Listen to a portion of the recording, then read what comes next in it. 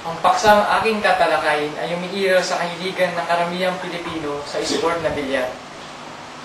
Ito ay ang sport na siyang sumisikat at unti-unting nakikilala sa buong bansa. Ang sport na ito ay karamihang nakikita sa mga tambayan ng mga Pilipinong walang magawa. Nandito na sa mall, sa mga tambay, sa mga kanto. Ang sport na ito ay nakilala rin ng Pilipinas bilang isang mahusay na manlalaro.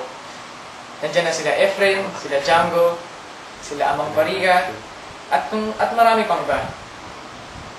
Ang bilyar ay isang sport na comprise ng mga mesa na halo ang marmol, tela, at mga bola. Ang bolang ito ay gamit ay aramid. Nabubuo ang bolang ito ng 16 na piraso.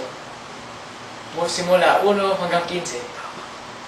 Ang bilyar ngayon ay isang sport na siyang napakamahal kung tutuusin.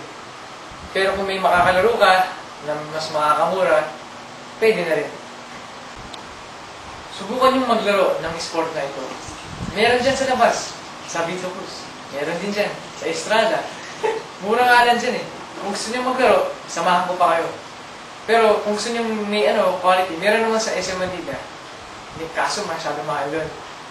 So yun ang paksa ko tungkol sa bilyar, ang sport na kinahiligan ko, pati na rin ang karamihan ng kapwa Pilipino. Salamat po!